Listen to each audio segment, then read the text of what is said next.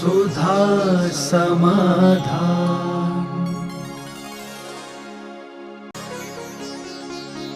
नमोस्तु गुरुदेव। आज एक ही संतान की अवधारणा की परंपरा बढ़ती जा रही है। इस प्रकार अगले कुछ सालों में हम संख्या से बहुत कम हो जाएंगे और हमारी धर्म और संस्कृति की परंपरा की रक्षा कैसे होगी? आवाज़ जो हम लोग तो इसके संबंध में, शास्त्र भी इस संबंध में बहुत बार प्रेरणा देते हैं, दे चुके हैं कि या तो गृहस्थी को अपनाओ मत, और गृहस्थ में यदि जैन हो तो तुम जब परिवार नियोजन कराते हो तो समझ लेना चाहिए आप बेटे को, बिटिया को कम नहीं कर रहे हो, एक जैनी को कम कर रहे हो। जैनी को ही कम नहीं कर रहे हो, एक शाकाहारी को कम कर रहे हो।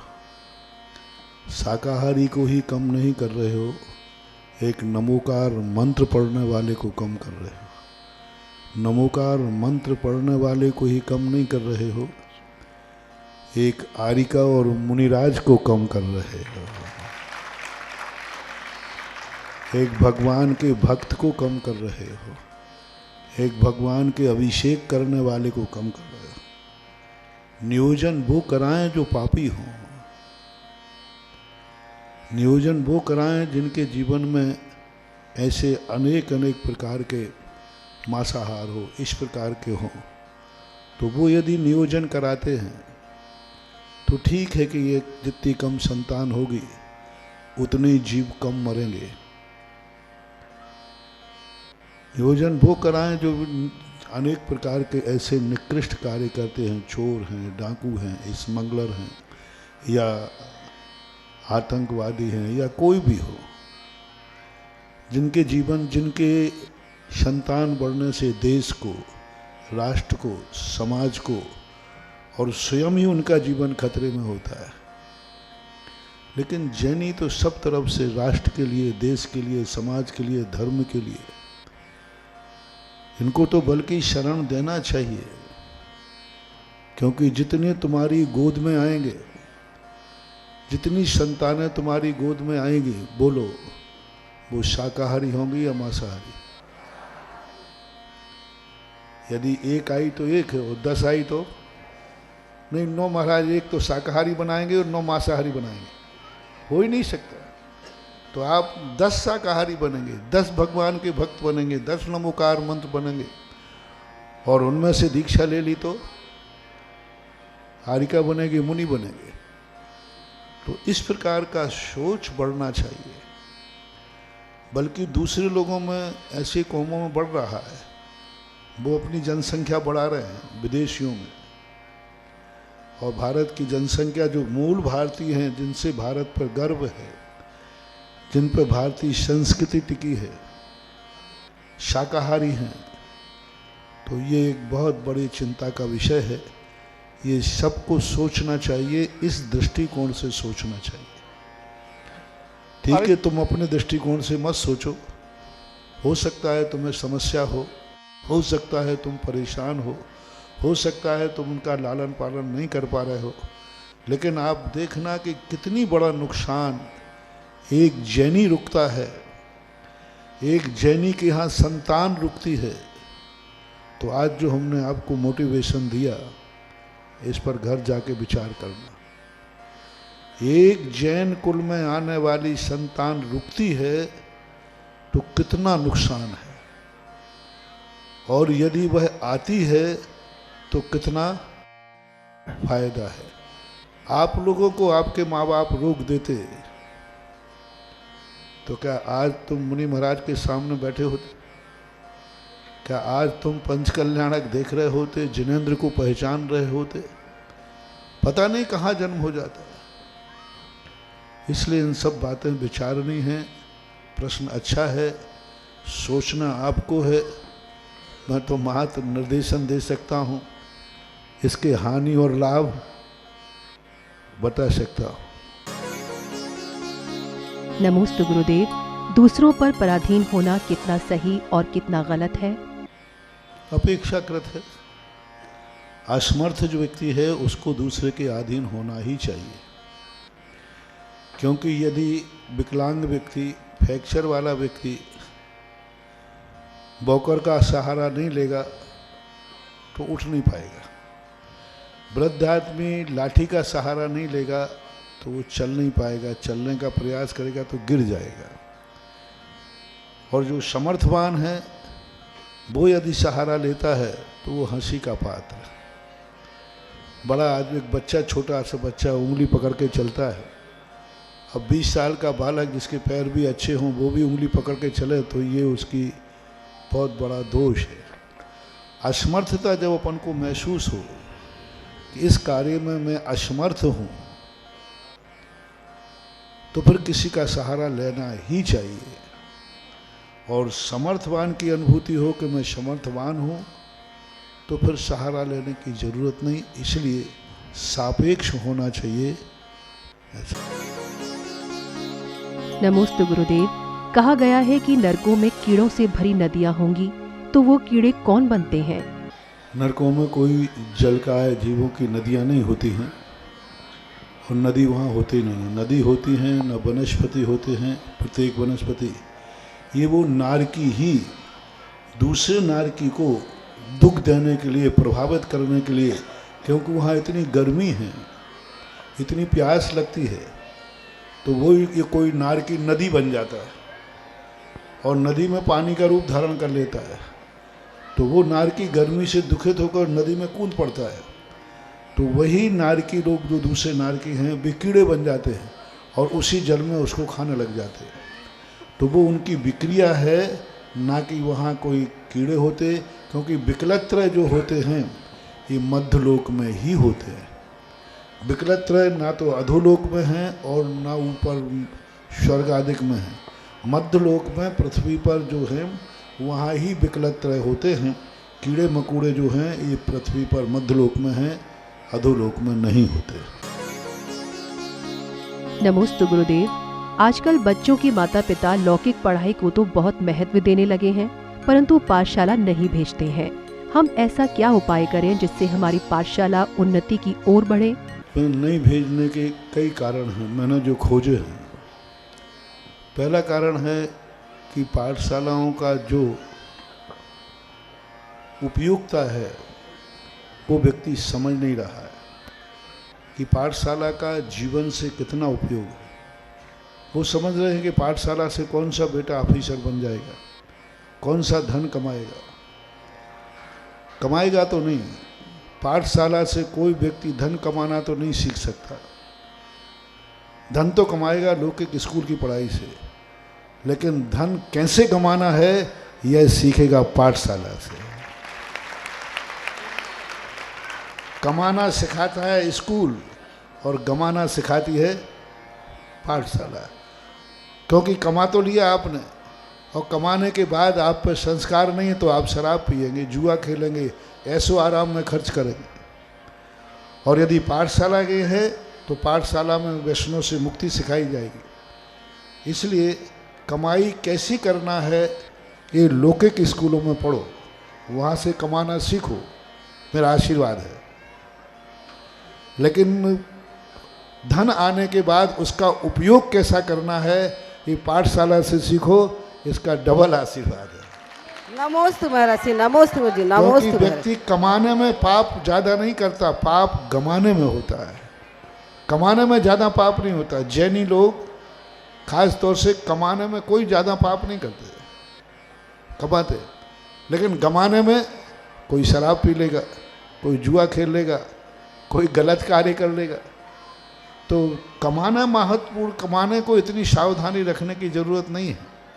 गमाने पर उपदेश देना है कि पैसा आना कोई बड़ी चीज़ नहीं है, लेकिन पैसा आने के बाद उसका सदुपयोग होना बहुत बड़ी।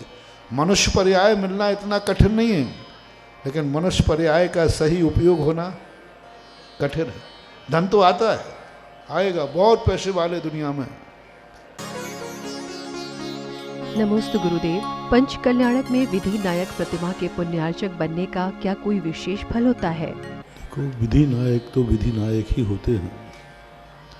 विधि नायक पर संपूर्ण संस्कार साक्षात किए जाते हैं। अभिषेक के लिए विधिनायक ही जाते हैं, उसका प्रैक्टिकल रूप किया जाता है। सभी मूर्तियों पर उन क्रियाओं का आरोपण किया जाता है और इस पर हुआ जाता है, तो विधिनायक का महत्व तो होता ही है। नमोस्तु गुरुदेव। तीर्थंकर भगवान को कैसे पता चल जाता है कि अब मुझे निर्वाण होने वाला है? उनको कुछ भी पता नहीं रहता, वो तो सर्वज्ञ हैं। उनका तो अपने आप कर्म और नौ कर्म उनके लिए परिणति कराता रहता है। तीर्थंकर प्रकृति की विशेष उदीर्णा रुक जाती है तो वो समोषण विकटित हो जाता है, वो योग निरुद्ध करके चले जाते हैं। उनका जो कुछ भी करे, ठाननी सेज विहारा, उनका जो भी चलना फिरना उठना बैठना है वो सब नैसर्गिक है, स्वाभाविक है, कर्म और नौ कर्म के अधीन है। वो उनको कोई भी बुद्धिपूर्वक नहीं, ना उनको ज्ञान होता है ना कुछ, वो तो अपनी आत्मा में लीन होते हैं। सारी तीन लोक की बातें उनके ज्ञान में झलकती जरूर है, तीन लोक उनके ज्ञान में झलक रहा है, सब कुछ झलकता है, लेकिन वो अनुभव नहीं करते। उपयोग तो उनकी आत्मा में ही स्थिर रहता है, ऐसा मानना चाहिए। नमोस्तु गुरुदेव। तीर्थ और मंदिर में क्या अंतर होता है? तीर्थ में और मंदिर में अंतर होता है।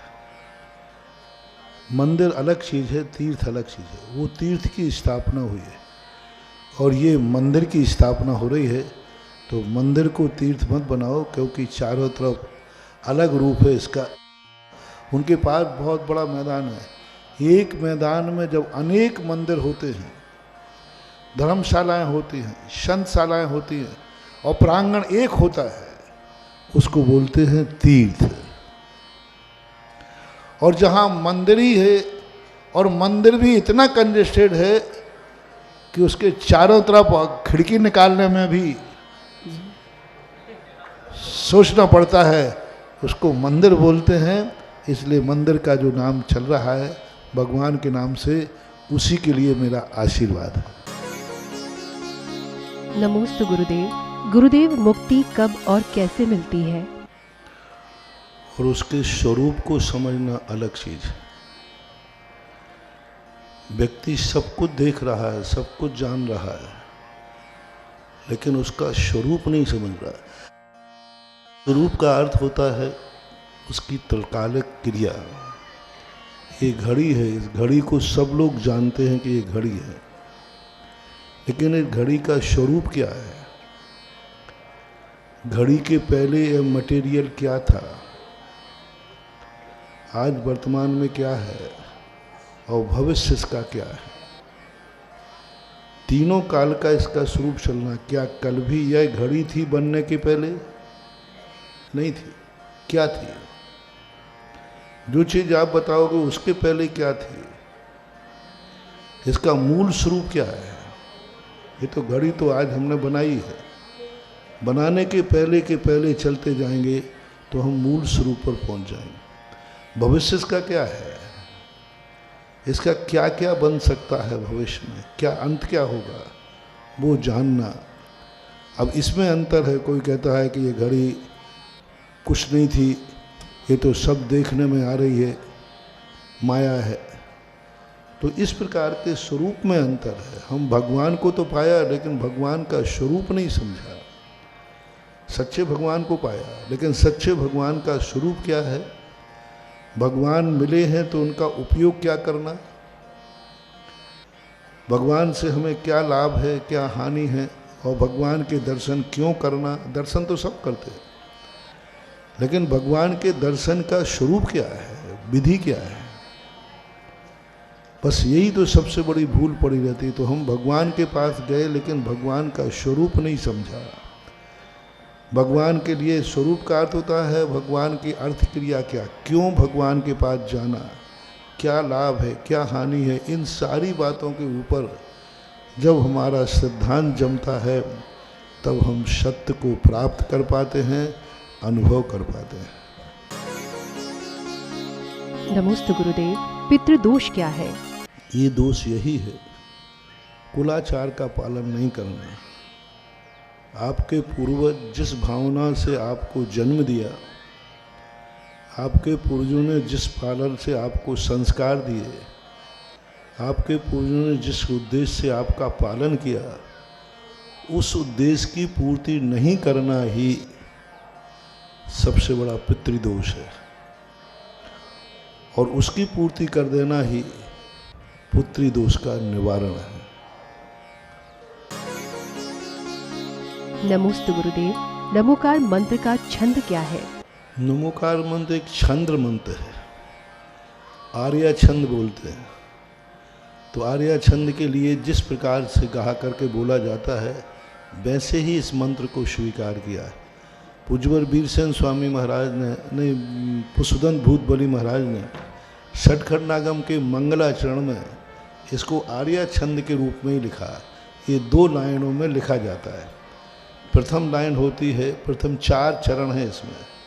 पहला चरण है नमो अरिहंताणम, दूसरा चरण है नमो सिद्धाणम, नमो आयर्याणम। ये दूसरा चरण है, पहली लाइन पूरी हो गई। दूसरी लाइन आती है नमो वज्रायाणम, चौथी लाइन आती है नमो लोये शव्य शाहूनम। ऐसा माना था। नमोस्तु गुरुदेव। मुनिराज पिच्छी लगाकर बेटियों और महिलाओं को आशीर्वाद क्यों नहीं देते? पहली बात, पिच्छी लगाने का आशीर्वाद का उल्लेख है ही नहीं। वो तो अभी ये चल रहा है, ठीक है, तुम्हारी संतुष्टि है और लगा देते हैं। ये इसकी परंपरा है नहीं। और इन सब चीज़ों में अनेक, देखो, कोई भी चीज़ है जिससे अपवाद होने की संभावना होती हो, उससे दूर रहना श्रेष्ठ है। यद्यपि शुद्धम लोक विरुद्धम न करणीयम न आचरणीयम।